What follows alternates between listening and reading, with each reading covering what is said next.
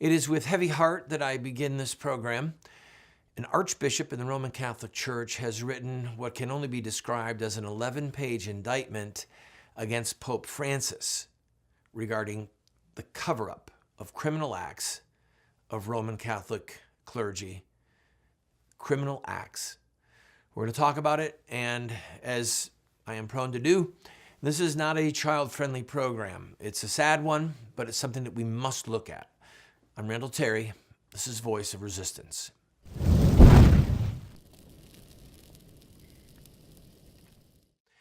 Welcome to today's program, friend. Thank you for joining me. If you are a regular viewer of this program, you know that we normally deal with the news, such as Senator McCain's passing, the ongoing battles against President Trump, and we also try and put elements of production, pictures, text on the screen. We're not going to be able to do all of that today, and I'll tell you why. We have the privilege of having Paul Crouch Jr. in our studio today. He is the son of the founder of Trinity Broadcasting Network, TBN. And we're going to be recording interviews where we discuss the upcoming movie, Muhammad in His Own Words. So we've got to tear a lot of stuff down, set up new lighting, put up 3 cameras. There's a lot of production elements that we need, and we have to have the time today to do that. So for this particular program, we're going to just have the camera on me, and I'm going to discuss this horrifying topic with you about the recent 11-page testimony given by Catholic Archbishop Carlo Maria Viganò. He's an Italian, and he was the Apostolic Nuncio. That means the ambassador to the United States from the Vatican from 2011 to about 2016. Now, this program, as I mentioned earlier, is very disturbing. The contents are disturbing. And I'm going to try and reduce this to terms that don't get us in the weeds, because some of these names are unknown to a lot of our viewers. If you are Roman Catholic, or Greek Orthodox or Russian Orthodox, and you have a strong interest in the Pope, you're going to find this very important and very disturbing. If you are not Roman Catholic, you're a Christian of another denomination, you too are going to find this disturbing, and it's important. I want everyone to know that this show is not an assault on the concept of the papacy. This is about the current Pope, okay? Pope Francis, and the fact that he has been involved, according to this testimony that he is prepared to swear under oath, he has been involved in a conspiracy of silence, deliberately covering up the criminal acts of Cardinal McCarrick, the American cardinal who was recently stripped of all of his clerical rights and privileges, and it appears that Pope Francis has been involved in covering up other scandalous and criminal activity as well. Now, this comes as a shock to some people because the Pope has been saying we've got to have transparency. It comes as not a shock, but the exact opposite to a lot of faithful Catholics who have been saying that they are disturbed by Pope Francis's words. I, among them, have been very disturbed by things that he has said, like mocking people that have a lot of children, saying that they breed like rabbits. Just a whole bunch of statements he has made are beginning now to make more sense in the light of this document. So I'm going to read passages of it, bring you up to speed on some of it. And I also want to tell you that as a Protestant and as a Catholic, I have been involved with some of these players, okay? So I am an evangelical Catholic, Bible-believing, born again, and when I was Protestant, I was still preaching to Roman Catholic bishops, reaching out to them, confronting them, exhorting them, rebuking them, and then after I became Catholic, I continued on that path regarding the outrageous, sacrilegious behavior of people like John Kerry and Nancy Pelosi and others, and the dereliction of duty of certain bishops and priests who would just serve these people communion and look the other way while horrific acts are going on. So I have a lot of time, energy invested in some of the stuff that's going on here. That's just a personal note. This whole horrific story is not about me. This is about the Pope. This is about criminal acts, about the level of the homosexual militants that have corrupted the American church and other elements of the church. And one other thing I need to tell you at the front end, I think that Pope Francis is going to resign. I think it's going to be an ugly battle. I think his resignation could take up to 18 months. It might come sooner. Depends if he has a crisis of conscience. But there is no doubt in my mind whatsoever that he has been involved in a conspiracy of silence and a deliberate cover-up of criminal acts. And we're going to look at some of that in today's program. I believe that Pope Francis should resign. I believe that there are probably dozens of bishops in America who should resign, who have direct connections to Cardinal McCarrick, and who have been either involved in a conspiracy of silence regarding pedophilia and other criminal acts, and or are active homosexuals themselves. So that's where we're headed in today's program. I hope that you can stay with me. I've got to take a break. This is sad and tragic news, but we have to shine the light. We have to shine the light. I'll be right back.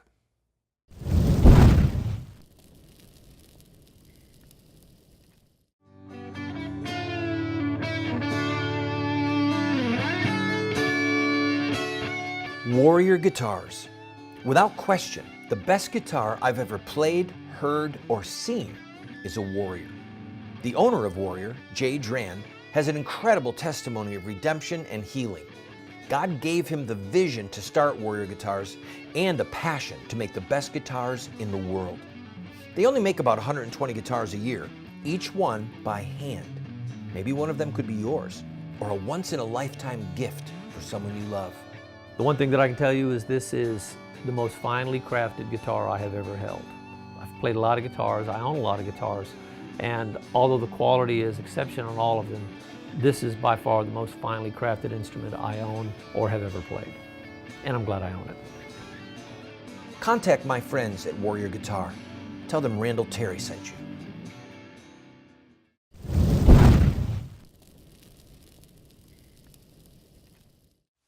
Welcome back to the program, friend.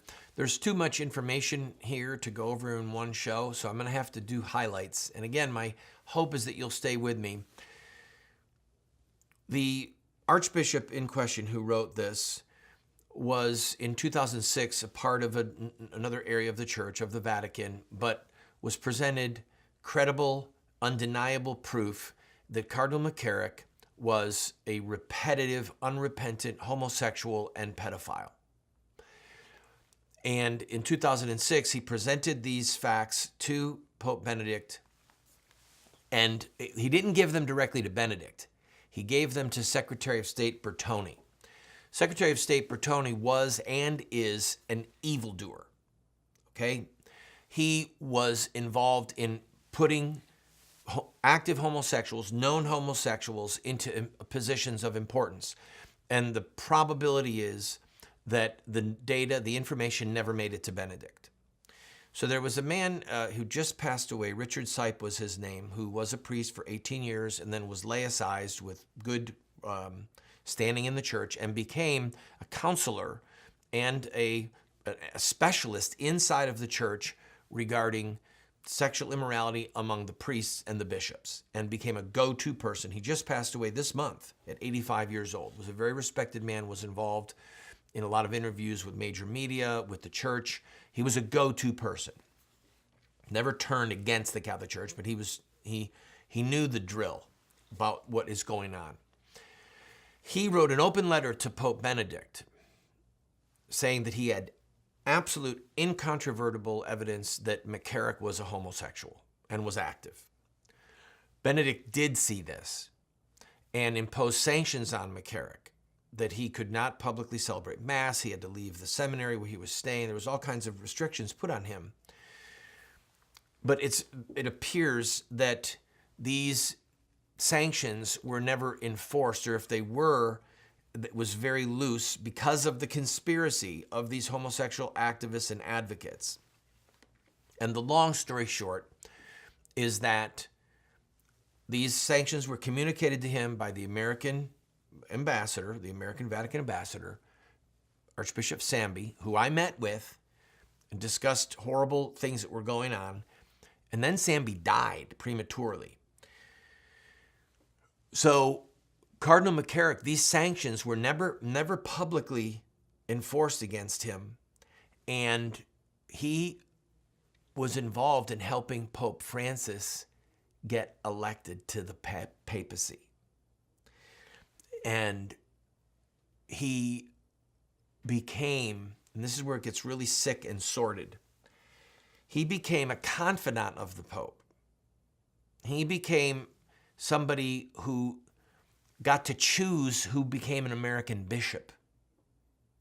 Now, this is critical because Archbishop Burke, who was from St. Louis, many of you know who he was. The man is a legend as far as standing up against child killing and against homosexual priests and homosexual marriage. The man is just a good man. I've interviewed him personally, spoken with him. I've had a lot of conversations with him. He's a good man.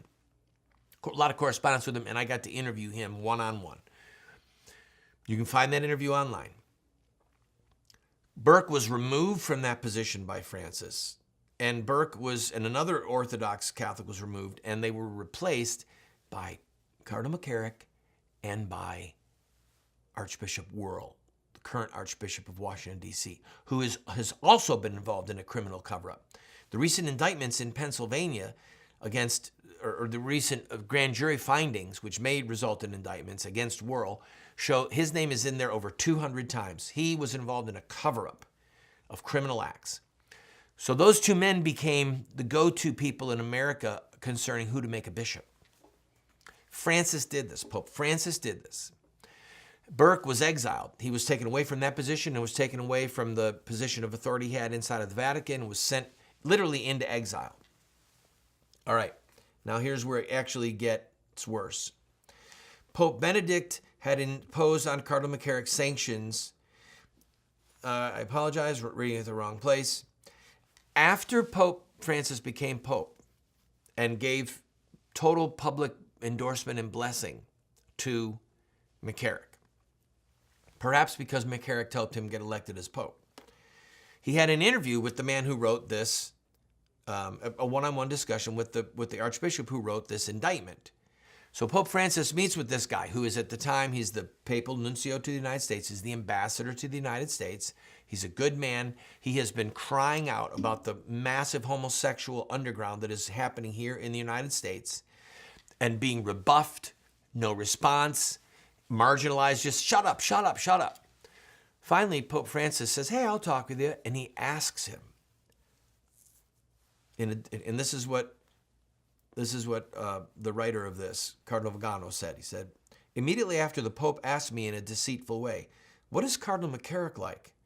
I answered him with complete frankness, and if you want, great naivete. He said, quote, Holy Father, I don't know if you know Cardinal McCarrick, but if you ask the congregation of bishops, there is a dossier this thick about him. He corrupted generations of seminarians and priests, and Pope Benedict ordered him to withdraw to a life of prayer and penance. The Pope did not make the slightest comment about these very grave words of mine and did not show any expression of surprise on his face, as if he had already known the matter for some time, and he immediately changed the subject. He clearly wanted to find out if I was an ally of McCarrick or not. So the Pope set a trap for him. I continue. Not happy with the trap that he set for me, he asked me another time a few months later about Cardinal Wuerl. What is Cardinal Wuerl like? Is he good or bad? I will tell you, Holy Father, there are the ones I have already mentioned above, which concern Wuerl's pastoral carelessness regarding aberrant deviations at Georgetown University and the invitation of McCarrick to young aspirants to the priesthood to meet with McCarrick. This is before the abuse or the cover-up of Wuerl exploded in the press in the last 30 days. So this man doesn't realize that the Pope is covering for McCarrick and covering for Wuerl, and the Pope is just trying to figure out if this man is going to be an ally of McCarrick and Wuerl or if he's going to be a problem. This was a trap. Now I'm going to read more when I come back because this Archbishop calls upon the Pope to resign. He hammers the Pope. He's got the Pope. He's got the data. So stay with me. Stay with me. I know that this is hard because these are Italian names and you don't recognize, but what you need to know is that Pope Francis met with this Archbishop on at least 2 occasions, had lengthy conversations, and this man warned Pope Francis that McCarrick and Wuerl were both suspect and that McCarrick was a pervert. The Pope knew all this and was covering for these men. I'll be right back.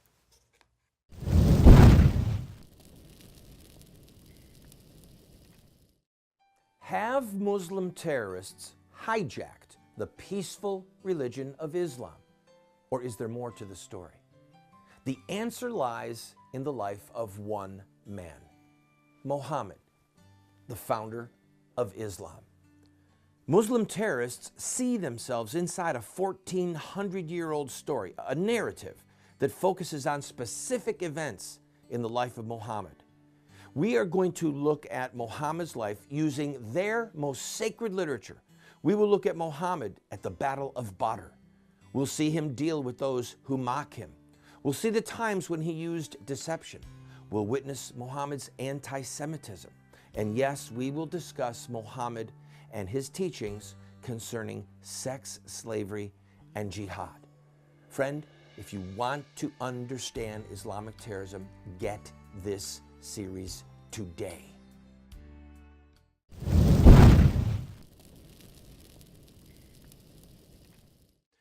All right, I'm going to read more from this. You can find it online. Go to look for this man's name, Carlos Maria Viganò. All right, or just put it and you'll find it. He continues, even in the tragic affair of McCarrick, Pope Francis' behavior was no different. He knew from at least June 23rd of 2013 that McCarrick was a serial predator. And although he knew that he was a corrupt man, he covered for him to the bitter end. It was only when he was forced by the report in the New York Times about the abuse of a minor, again on the basis of media attention, that he took action to save his image in the media, the Pope's image. Now in the United States, a chorus of voices is rising, especially from the lay faithful, and has recently been joined by several bishops and priests asking that all those who by their silence covered up McCarrick's criminal behavior or who used McCarrick to advance their career or promote their intentions, ambitions, and power in the church should resign. And I join them. If you are a bishop, you are a priest, and you got to where you are because of McCarrick, you knew the man he was, and you covered for him so that you could advance yourself. You need to resign. But this will not be enough to heal the situation of extremely grave moral behavior by the clergy, bishops, and priests. A time of conversion and penance, repentance must be proclaimed. The virtue of chastity must be recovered in the clergy and in the seminaries. Corruption in the misuse of the church's resources and the money, the offerings of the faithful, must be fought against. The seriousness of homosexual behavior must be denounced. This is from the cardinal, or from this archbishop. The seriousness of homosexual behavior must be denounced. The homosexual networks present in the church must be eradicated. Now, this is a big problem. Listen to this. He said, these homosexual networks, which are now widespread in many dioceses, seminaries, and religious orders, act under the concealment of secrecy and lies with the power of octopus tentacles and strangle innocent victims and priestly vocations and are strangling the church. He's saying we must eradicate this. I implore everyone, especially bishops, to speak up in order to defeat this conspiracy of silence that is so widespread and to report these cases of abuse to the media and to civil authorities. He's asking that this whole homosexual mafia be blown up. I want to recall this indefectible truth about, of the church's holiness to the many people who have been so deeply scandalized by the abominable and sacrilegious behavior of the former Archbishop of Washington, Theodore McCarrick, by the grave and disconcerting sinful conduct of Pope Francis, and by the conspiracy of silence of so many pastors who are tempted to abandon the church. Friends, I'm telling you, this has had a massive impact. There are going to be millions of Catholics worldwide who just leave the Catholic Church because of this scandal.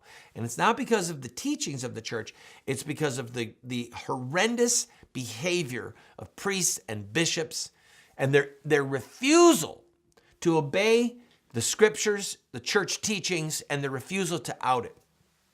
I've got to take a break, but when we come back, I'm going to talk to you about his call for Pope Francis to resign and the fact that the New York Times and other secular media, guess what?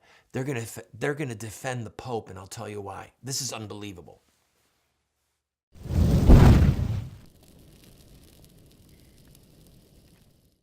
What Would Mohammed Do? Islamic Terrorism Explained is the best movie series documentary ever produced on the life of Muhammad and Islam. How do I know? Because it's what critics are saying. John Moore, radio host and author, said, "I learned more from What Would Mohammed Do about Islam and Islamic terrorism than I've learned from everything I ever read and watched in my entire life." Friends, this is what the experts are saying. No one has ever done what we've done. I encourage you to get 1, 2, 4 copies. Call 304-289-3700 or order it at the address or the website that you see on the screen. Friend, we have a series that will help you and those you love to have an impact on this country. It's called Insurrecta Nex. That's Latin for revolution against the killing of innocent people. This is the history, the philosophy, and the theology of social revolution in America. We look at the Stamp Act, the Boston Tea Party, the abolition of slavery, the abolition of child labor, women's voting rights, the civil rights movement. All of them have this in common: courage, sacrifice, dedication, and in-your-face tactics and rhetoric. That's one of the reasons that we've been losing the culture wars the last 40 years, is because the bad guys are using these tactics and we aren't. We will send you this 14-part TV series along with these manuals for students, a teacher's facilitator guide for only $40. Go to 304-289-3700, 304-289-3700.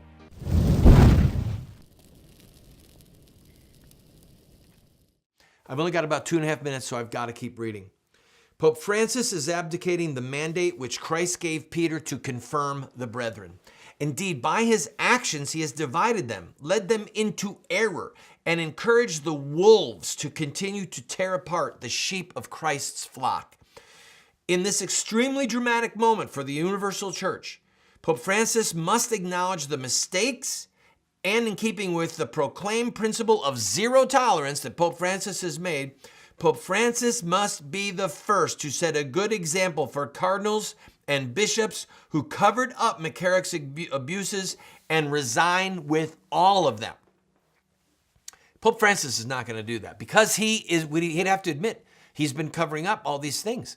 And this thing is not just about America, folks. It's about Central American countries as well, where the exact same thing has happened.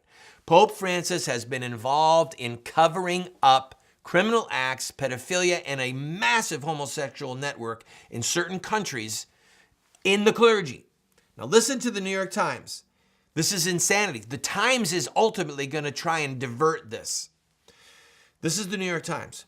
The willingness of the Pope and his allies to reach out to gay Catholics has infuriated conservatives, many of whom, like Archbishop Viganò, blame homosexuals for the sex abuse crisis. But the Pope has argued that the abuse is a symptom of a culture of privilege and imperviousness among priests who value the church's traditions over its parishioners. What? What? That doesn't even make sense. That's gobbledygook. See, the New York Times is not going to call upon the Pope to resign because they want homosexual priests. They want homosexual marriage. They want homosexual behavior. They want to isolate the homosexual activity of the priests and bishops and just make it about pedophilia. But the point of this letter and about so many other studies is that this is a homosexual problem first, because most of the victims are young boys and seminarians who are 18 years old and older who have been the victims of these homosexual predators like McCarrick. I'm running out of time. This is not going to go away. We're going to be talking about it. But if you are a Catholic or you're a Protestant, you might want to call up your local diocese and start to ask some questions. We'll be talking about this more. Pray for us as we do these interviews with Paul Crouch. God bless you.